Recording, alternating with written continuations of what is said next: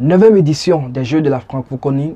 Les représentants béninois sont au pays depuis lundi dernier. Amis sportifs de BL TV, bonsoir et heureux de vous retrouver dans cette émission BL Sport.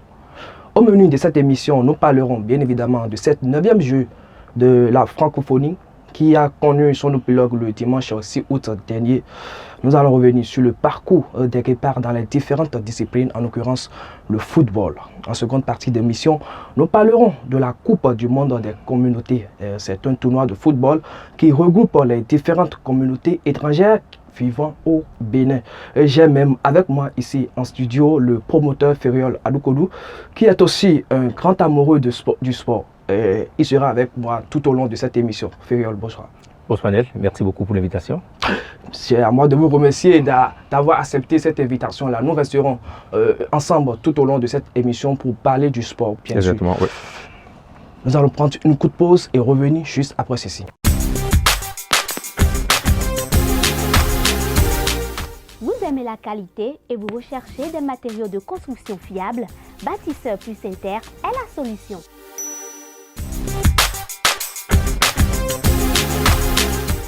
Bâtisseur plus Inter importe tout ce dont vous avez besoin en carrelage, en luminaire, en sanitaire, en robinetterie, en ameublement et en plomberie.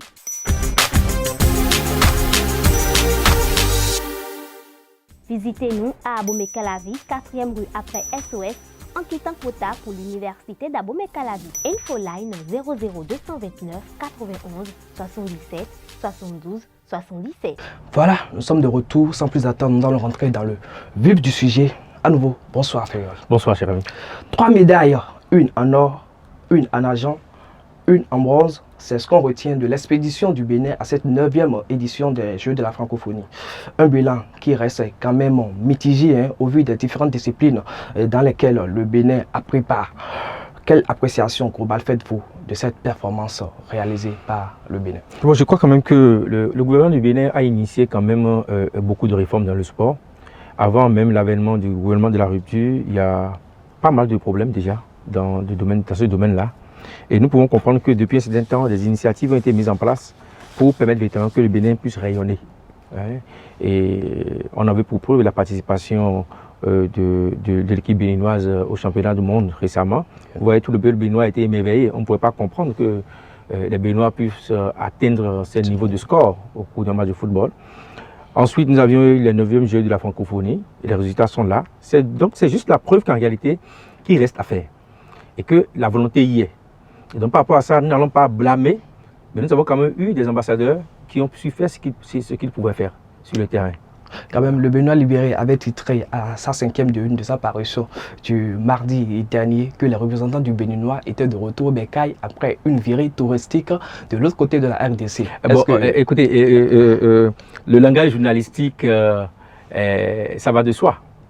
Le journaliste n'est pas celui-là en réalité qui va encenser tout le temps. Parfois, il faut titiller pour amener les gens à prendre beaucoup plus au sérieux certaines choses. Vous voyez, la manière du journaliste de le dire, ça peut toucher leur orgueil, où ils se diront désormais, ça va se passer comme une cette manière. Il faut créer quand même la polémique, il faut créer le débat, susciter le débat pour que véritablement on puisse discuter sur les vrais enjeux qui revêtent quand même ces disciplines que nous prenons. Avez-vous l'impression, vous, que le Bénin, peut-être les athlètes béninois sont partis à une virée touristique lors de ces Jeux de la francophonie, encore qu'on sait que le Bénin était attendu dans certaines disciplines telles que le football, l'athlétisme ou peut-être encore le basketball, mais c'était une grosse désillusion lors de cette expédition. Mais ça dépend de quel côté on se place. Ça dépend vraiment de quel côté on se place.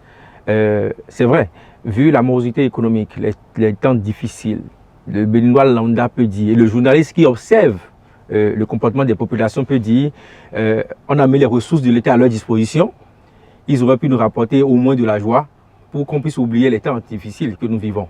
Bon, si on met ces ressources à leur disposition et qu'en retour, ils ne nous apportent pas autant de joie, c'est pourquoi je dis ça dépend de quel côté on se place. Mais maintenant, est-ce que le résultat est tout à fait négatif? Je dirais non. Je dirais non parce qu'ils ont quand même été... Je dirais non. Pourquoi je prends le cas par exemple du football? Vous avez vu, on a vu une équipe quand même solide. Ils sont allés jusqu'au tir au but. Et c'est là véritablement le problème. quand nous sommes retrouvés au niveau de la Coupe du Monde, nous avons eu ce problème. Nous avons encore eu ce problème. Ça voudrait dire qu'il faut véritablement travailler sur ce niveau-là. Ça révèle nos tares. Vous savez, le Sénégal a fait. Hein. Le Sénégal n'est pas là où il est aujourd'hui parce que du jour au lendemain, il y a eu des génies qui sont venus dedans. Non, il y a eu un travail qui a été fait. Et ce travail a commencé au Bénin. Ce travail a commencé au Bénin. Je pense quand même qu'il faut faire confiance véritablement au travail. Et demander aux jeunes qui sont en train aujourd'hui de se révéler, de ne pas se prendre la grosse tête. Parce que marquer un but, on a l'habitude de voir, hein, on marque un but et on revient, on fait la crête. Et ça y est, on devient star. Et on commence à faire n'importe quoi. Donc je pense qu'il doit garder la tête sur les épaules et savoir que le travail ne fait que commencer. Justement, en parlant du football, l'équipe de Mathias Deguenon, les Guépards U20, était aussi en compétition. Vous avez commencé par le dire, ils ont été éliminés en demi-finale. C'était face au Burkina Faso, oui. au tir au but. On a vu pour la petite finale également qui comptait pour la 3e place, le Bénin a été également éliminé au tir au but. Et qu'il vous souvienne que le Bénin était en compétition en juin dernier de l'autre côté de la Côte d'Ivoire pour les tournois UFOA-B. Le Bénin était également éliminé en demi-finale au tir au but. Voilà. Alors, est-ce une malédiction pour Mathias Deguenon et ses joueurs? Non, non. Il faut d'abord féliciter Mathias Deguenon. Parce que vous voyez, c'est un sans faute avant ces étapes-là. Les jeunes ont mouillé le maillot. Ils ont montré quand même qu'ils sont allés pour une mission. Et donc, il faut d'abord féliciter d'abord l'entraîneur et lui dire, vu les statistiques, que faut-il faire? Il faut y remédier. Est-ce qu'ils disposent d'un bon entraîneur de gardien au but? Tout se joue également sur le moral. Est-ce que les gens psychologiquement sont préparés? Parce que quand tu viens à l'épreuve des tirs au but, c'est psychologique. Si le joueur qui veut tirer n'est pas assez préparé, il va jouer. Il y en a même qui tirent à des endroits où tu demandes si on a déplacé le camp. Le stress. Le gardien qui est encore dans les buts, comment est-ce qu'il arrive à maîtriser le sujet qui est devant lui? Parce que tout cela est dans le regard. Le joueur qui te regarde d'une certaine façon et qui te voit ton regard, il peut être paniqué et jouer mal. Ou bien, il peut être paniqué et jouer d'une façon que toi, tu l'arrêtes. Il y a tellement de trucs, un préparateur psychologique, et qu'ils ont tout ça. Mais si aujourd'hui, les joueurs béninois n'arrivent pas à gérer le stress face à des équipes ou bien dans ces champs de compétition, la faute est à qui? Vous venez de commencer. Vous venez de commencer, les responsabilités sont certainement partagées. Mais beaucoup plus, il faut travailler sur les fondements. Il faut travailler sur les fondements. On ne va pas du jour au lendemain attendre des résultats. Lorsque les jeunes ont battu le Mexique 10-0, tout le peuple béninois a crié. C'est un exploit. Quel que soit ce qu'on dit, le Mexique reste le Mexique. Ils n'ont pas fait long feu dans la compétition. Ah mais quand même, ils ont battu l'Angleterre. Vous savez, écoutez, quand est-ce qu'on va espérer par exemple que l'équipe pavillon senior puisse battre l'Angleterre? Ça veut dire que si ça a commencé à ce niveau-là et qu'on travaille vraiment sur ces enfants, nous allons avoir un résultat. Si le travail continue, ils vont commencer par être tutoyés. Pas tutoyer de grands championnats. Qui sait? Mais il faut travailler pour cela. C'est pourquoi je dis, il ne faudrait pas qu'on puisse les décourager, qu'on puisse prendre hâte des résultats que nous avons et maintenant revoir les domaines dans lesquels nous allons travailler pour pouvoir atteindre les résultats. Ça va intervenir peut-être dans 10 ans, dans 15 ans. Hein? D'autres États l'ont fait, pourquoi pas le nôtre? Et avec la volonté de l'exécutif, la volonté politique aujourd'hui, nous pensons que nous pouvons atteindre cela. Nous pensons que nous pouvons atteindre cela. Donc il faut d'abord féliciter les jeunes. D'accord? Moi, je pense quand même qu'ils sont allés faire une mission. Il faut d'abord les féliciter. Et chez moi, il faut d'abord féliciter avant de blâmer. Parce que quand tu félicites, tu mets la personne dans une condition pour mieux t'écouter, pour mieux comprendre ce que tu veux lui apporter comme reproche. Et là, du coup, il sait que je ne suis pas tout à fait négatif sur toute la ligne, mais il faut que je fasse davantage ceci pour être véritablement en odeur de sincérité avec la discipline que je pratique. Effectivement, ce n'est pas négatif sur toute la ligne. Voilà. En judo, le Bénin a terminé médaille d'or dans cette compétition et même encore médaille d'argent. En basketball, il faut dire que l'équipe béninoise a quand même réussi à terminer 5e dans cette compétition. Donc, c'est-à-dire qu'il y a quelque chose qui se fait, il y a un travail qui s'opère au niveau de chaque discipline. Mais aujourd'hui, qu'est-ce qu'il a lieu de faire véritablement à ce niveau pour qu'un jour, nous puissions être capables de venir ici en plateau et parler des espoirs des équipes béninoises, de dire que le Bénin a gagné peut-être la Coupe d'Afrique des Nations, ou bien gagner cette compétition auquel il participe. Il faut oser, il faut oser. Et que le Bénin ait gagné la Coupe du Monde. faut oser. Oui, c'est en fait, je vous sens... non, c'est d'ailleurs l'objectif de notre nouveau sélectionneur Ganoro qui est là pour ramener le Bénin. C'est pas impossible. Vous savez, une Coupe du monde de football... Il a permis de rêver. C'est peut-être 3, 4, environ une douzaine de matchs pour atteindre la coupe. C'est un mental qu'il faut préparer pour cela. Je dis, il faut que le travail puisse commencer dès la base. Les classes sportives qui ont été initiées, il faut renforcer cela. Que l'État mette davantage de ressources dans les centres de formation de football. C'est important. Parce qu'ils font aussi un travail important qu'il faut pouvoir encourager. Que l'État mette davantage de ressources dans les écoles de football pour que nous puissions préparer une bonne pépinière. La relève va être assurée, mais une relève de qualité. Si nous travaillons de façon sérieuse avec cet objectif-là, nous allons atteindre ces résultats-là. Ça ne ment pas. Ça ne ment pas. Je pense que le Bénin remporter la Coupe du Monde, on peut dire que c'est un rêve, mais c'est réaliste, si nous le voulons. C'est très important. Il a permis de rêver, mais tout ce que le peuple béninois espère, c'est de voir peut-être le Bénin une fois le champion d'Afrique. Voilà. Donc ça va arriver, peut-être ça va tarder, mais ça va arriver tant qu'il y a quelque chose qui se fait. Je dis ça pour faire un petit tour sur l'équipe nationale senior qui en septembre prochain sera également attendue lors de ces éliminatoires de la Coupe d'Afrique Côte d'Ivoire 2023 où le Bénin sera face à son destin de l'autre côté du Mozambique pour aller chercher son ticket qualificatif. Un mot à l'endroit des seniors, au vu des performances réalisées par les jeunes, par la pépinière, parlant des classes sportives avec le CG Saint-Hérita qui a fait bonne impression de l'autre côté lors de ces mondiales scolaires. Eh bien, écoutez, il faut que les aînés prennent exemple sur le petit. Non, nous sommes en Afrique. C'est les enfants qui prennent exemple sur les aînés. Mais il faut que les aînés soient humbles pour reconnaître quand même que, au-delà de tout, il ne s'agit pas de vouloir montrer qu'on est star. Il s'agit de défendre les drapeaux d'un pays. Et lorsque vous êtes en mission pour un pays, vous mettez à rude épreuve l'émotion de toute une nation. Je connais des gens qui ont fait des crises, qui sont décédés parce que l'équipe nationale a échoué. Et donc, il faudrait qu'ils puissent prendre la mesure de la mission qui leur est confiée. Impossible n'est pas béninois. Et ça, je dis, il faut laisser de côté les agitations stériles et rester focus sur le match. Un match, c'est 90 minutes. Il ne faut pas faire 45 minutes et commencer par aérer. Donc, il faut véritablement se préparer et ne pas sous-estimer l'adversaire. C'est très important. Et donc, pour les seniors, je sais qu'ils sont assez grands. Ils sauront ne pas nous abonner à honte. Et ils ont vu ce que les petits ont fait. Leur exploit viendra encore encourager les petits. Voilà.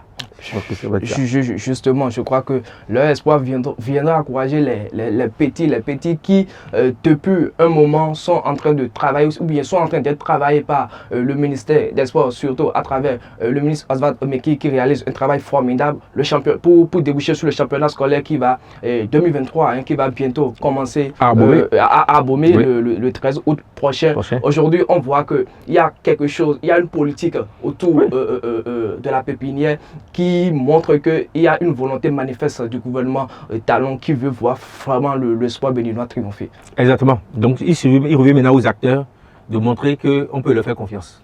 La volonté politique existe. Et on n'a jamais vu ça dans ce pays, honnêtement. Et donc cette volonté politique, il faudra l'accompagner par les acteurs eux-mêmes. Ils doivent montrer véritablement qu'ils en avaient besoin. Et puisque maintenant qu'ils en ont, ils doivent montrer véritablement qu'il faut mériter la confiance qui a été mise en œuvre. Bien à vous, Ferriol. Voilà, nous sommes pratiquement à la fin de cette première partie d'émission. Nous allons prendre une courte pause et revenir pour la seconde partie.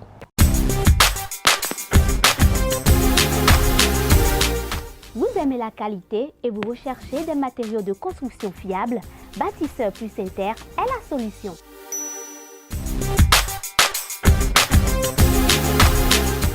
Bâtisseur plus Inter importe tout ce dont vous avez besoin en carrelage, en luminaire, en sanitaire, en robinetterie, en ameublement et en plomberie.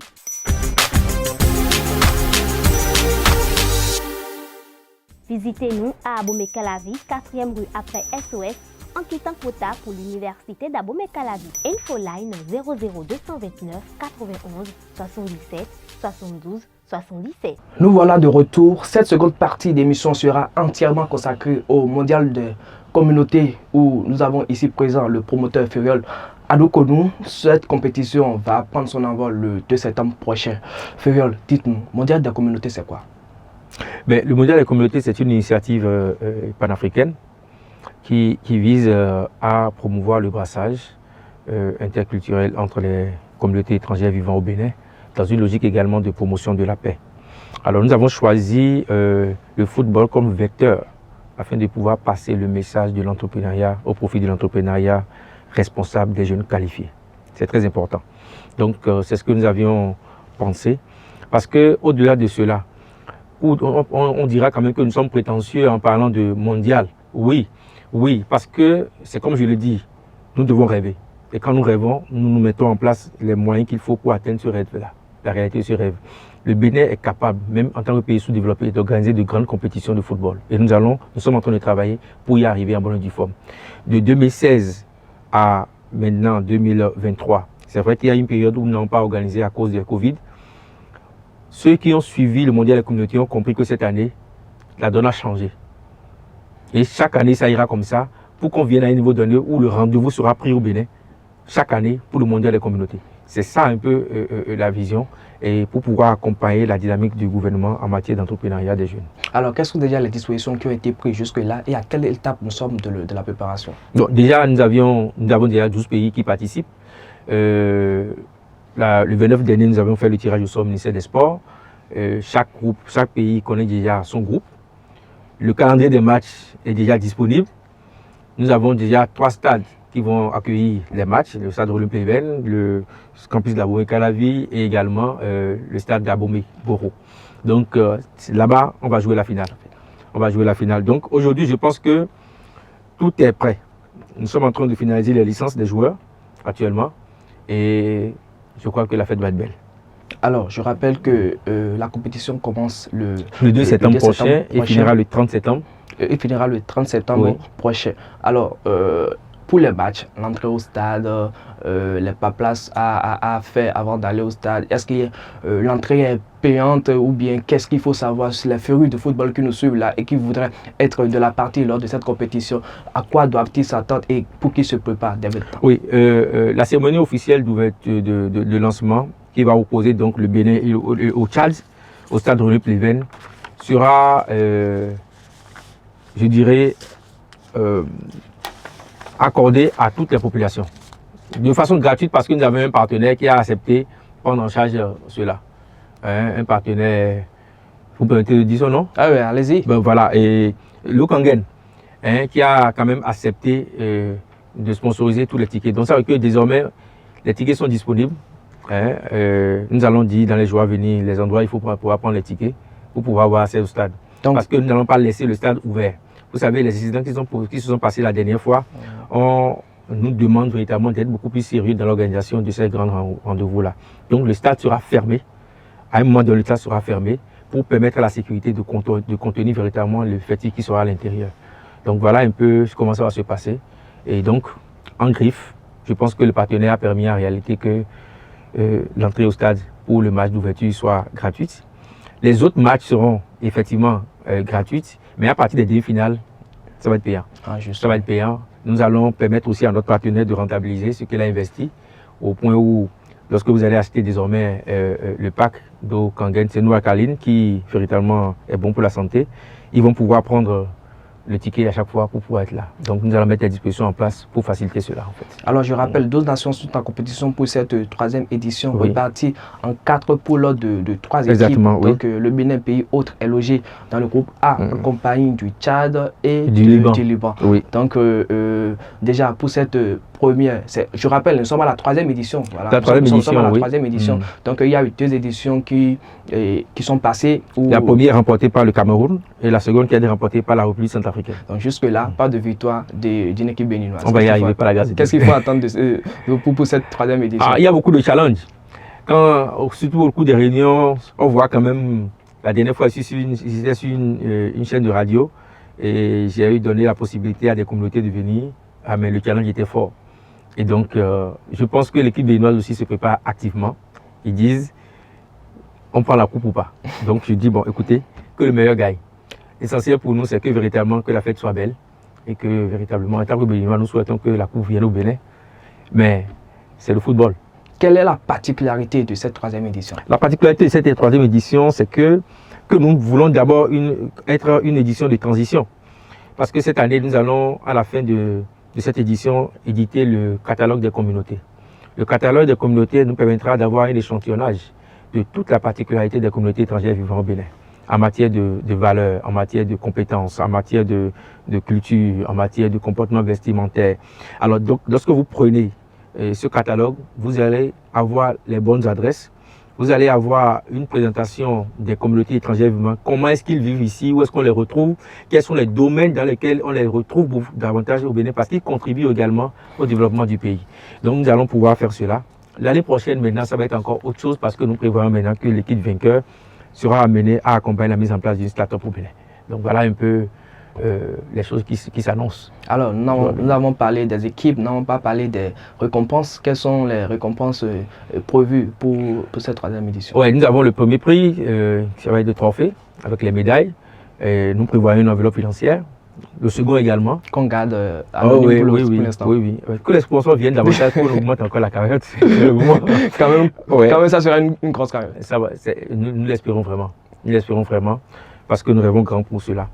Il y aura le second prix, il y aura le 3e prix, il y aura le prix Fair Play, il y aura le meilleur joueur, le meilleur gardien de but, le meilleur buteur également, qui seront primés. Donc autant de récompenses que nous allons mettre en place.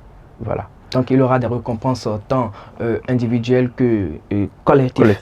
Donc je rappelle, pour cette 3e édition, le tirage au sort a été déjà effectué. Donc le groupe A, je viens de donner son libellé. Le groupe B sera composé du Nigeria, du Niger et du Sénégal. Je parle sous la supervision du promoteur. Le groupe C, de son côté, sera constitué du Centrafrique, la RDC et le Congo-Brazzaville. Donc, pour finir, le groupe D, que je considère comme le groupe de la mort, où nous avons le champion de la première édition, le Cameroun, qui sera accompagné du Mali et du Gabon. Ouais. Ce groupe-là, qu'est-ce qu'il faut attendre de ce groupe? Des résultats, des bons matchs, c'est sûr. Parce que quand j'ai suivi un peu la préparation de ces équipes-là, je me dis, ils y ont mis véritablement du sérieux. Et je crois que c'est à l'actif du gouvernement du Bénin, à travers le ministère des Sports, qui véritablement a compris qu'il fallait accompagner ces initiatives. Et nous remercions en passant véritablement le ministre Oswald Omeki, qui a permis quand même à ce que nous puissions disposer d'un cadre assez adéquat pour poursuivre quand même les préparatifs de ce mondial des communautés. Ferré, il y a une question qui brûle mes lèvres depuis. Oui. On a parlé de mondial de communautés.